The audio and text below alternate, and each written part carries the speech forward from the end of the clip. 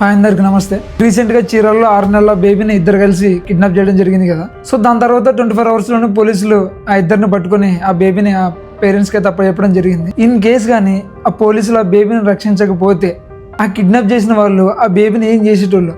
So same ఇలాగే మన దేశంలో ఎన్ని కిడ్నాప్ కేసులు జరుగుతున్నాయి. అసలు ఇలా కిడ్నాప్ చేసిన పిల్లల్ని ఫ్యూచర్ లో కిడ్నాపర్స్ పిల్లల్ని ఎలా తయారు చేస్తున్నారు. సో ఇలా కిడ్నాప్ చేయడం వల్ల ఈ కిడ్నాపర్స్ కి ఎంత మనీ వస్తుందనే క్వశ్చన్స్ అన్ని ఈ కేసు చూసినప్పుడు నా మైండ్ లోకి వచ్చాయి. సో వీటన్నిటికి ఆన్సర్ తెలుసుకుందామని నా మైండ్ లో అయితే చాలా క్యూరియాసిటీ పెరిగింది. సో దానికోసం గూగుల్ అయితే సెర్చ్ చేసి చాలా ఆర్టికల్స్ చదివిన. అప్పుడే నేను నమ్మలేని నిజాలనే చదవాల్సి వచ్చింది. ఈ కిడ్నాపింగ్ అనేది చాలా పెద్ద మార్కెట్. ఇది ఒక స్టేట్ నుంచి ఇంకో స్టేట్ కి, ఒక దేశం నుంచి ఇంకో దేశానికి ఇంటర్నేషనల్ లెవెల్లో మొత్తం స్ప్రెడ్ అయింది. సో నేను ఫైండ్ చేసిన నిజాలని నీకు కూడా చెప్తా.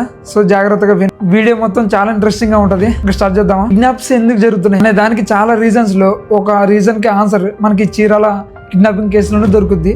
అదేంటంటే ఈ చీరాల కేసులో బాధితులు ఈశ్వరమ్మ, సుబ్బారావు అనే కపుల్స్ కృష్ణా డిస్ట్రిక్ట్ నుంచి చీరాలకైతే వచ్చారు వలస కోసం, అక్కడ వర్క్ చేయడం కోసం. అక్కడైతే నైట్ టైంలో ఏదో రోడ్డు పక్కన పడుకున్నారు.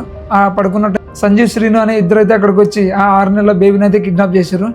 అసలు ఎందుకు చేశారు అంటే ఇక్కడ మనకి దొరికే ఆన్సర్ ఏంటంటే ఆదినారాయణ, కత్తి తిరుమలమ్మ అనే కపుల్స్ కి పిల్లలు అయితే లేరు. వీళ్ళకి పిల్లలు కావాలి కాబట్టి ఈ కపుల్స్ అయితే కిడ్నాపర్స్ తో డీల్ కుదుర్చుకున్నారు. ఇన్ కేసు మీరు బేబీ తెచ్చి మాకు ఇస్తే 1 lakh మీకు ఇస్తామని.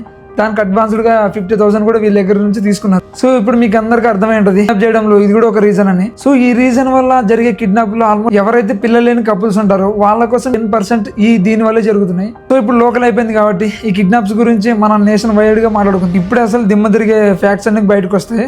ఇండియాలో ఎవ్రీడే ఆల్మోస్ట్ 174 పిల్లలు అయితే మిస్ అవుతున్నారు.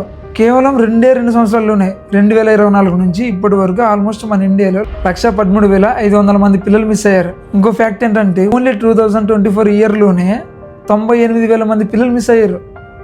అసలు నమ్మడానికి కూడా ఆశ్చర్యంగా ఉంది. బాధాకరమైన విషయం ఏంటంటే ఎవరైతే 113,500 మంది పిల్లలు మిస్ అయ్యారో అందులో కేవలం సగం మాత్రమే, అంటే 50,000 పై మించి మంది పిల్లల్ని మాత్రం మన ఇండియన్ గవర్నమెంట్ కాపాడగలిగింది.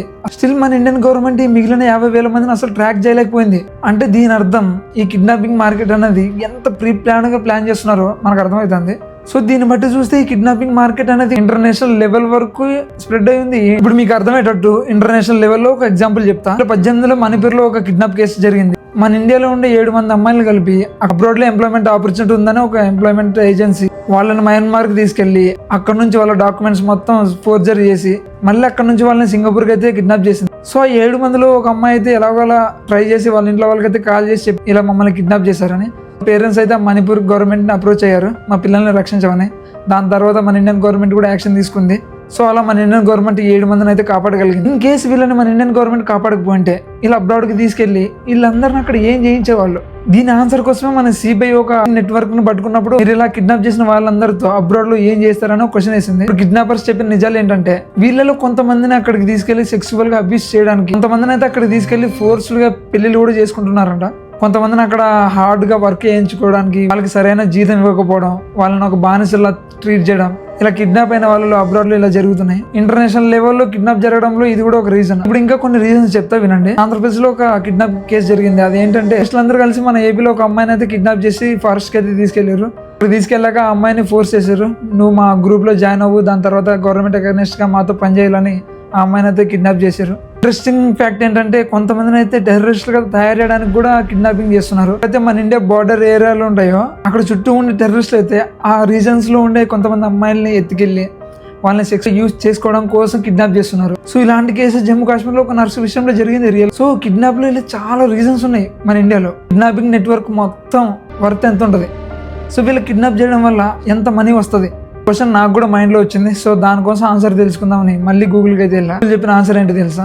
ఆల్మోస్ట్ ఈ కిడ్నాపింగ్ నెట్వర్క్ వల్ల $1.5 బిలియన్ ఎవ్రీ ఇయర్ ఈ కిడ్నాపర్స్ సంపాదిస్తున్నారు. అంటే ఆల్మోస్ట్ మన ఇండియన్ రూపీస్ లో 1,00,000 కోట్లు అన్నమాట. సో ఈ కిడ్నాపర్స్ కి ఒక్కొక్కరికి ఒక మెయిన్ ఇంటెన్షన్ ఉంటుంది. కొంతమంది అయితే దీనికోసం డబ్బులు ఉన్న వాళ్ళని కిడ్నాప్ చేయడం, కొంతమంది సెక్సువల్ గా యూజ్ చేసుకోవడం కోసం ఎవరైతే పూర్ పీపుల్స్ ఉంటారో వాళ్ళని టార్గెట్ చేయడం. కిడ్నాపర్స్ మెయిన్ గా ఉమెన్ ఎక్కువ టార్గెట్ చేస్తారు. దాంతో కిడ్నాపర్స్ మెయిన్ గా ఏ ప్లేసుల్లో కిడ్నాప్ చేయడానికి రెడీగా ఉంటారంటే ఎక్కడైతే సెక్యూరిటీ తక్కువ ఉంటుందో, ఎక్కడైతే మారుమూల ప్రాంతాలు ఉంటాయో, ఎక్కడైతే గుంపులు ఉంటాయో అలాంటి ప్లేసుల్లో కిడ్నాపర్స్ రెడీగా ఉంటారు. పిల్లల్ని కానీ లేకపోతే ఉమెన్స్ని కానీ కిడ్నాప్ చేయడానికి. ఇది మన ఇండియాలో వరల్డ్ వైడ్ గా జరిగే అతిపెద్ద కిడ్నాపింగ్ మార్కెట్ గురించి నేను చెప్పిన కొంచెం నిజం మాత్రమే. కిడ్నాప్ అయిన వాళ్ళను మన గవర్నమెంట్ సగానికి పైగా ట్రాక్ చేయలేకపోయిందంటే అర్థం చేసుకోండి ఈ కిడ్నాపింగ్ మార్కెట్ ఏ రేంజ్ లో ఉంటుందో. సో ఈ చీరాలు జరిగిన కిడ్నాపింగ్ కేసు జరిగినప్పుడు నాకు కూడా కొన్ని ఇంట్రెస్టింగ్ ఫ్యాక్ట్స్ తెలుసుకోవాలనిపించింది. అందుకే ఈ వీడియో ద్వారా మీకు కూడా చెప్పాను. మళ్ళీ ఒక మంచి ఇంట్రెస్టింగ్ టాపిక్తో మీ ముందుకైతే వస్తా. Bye bye.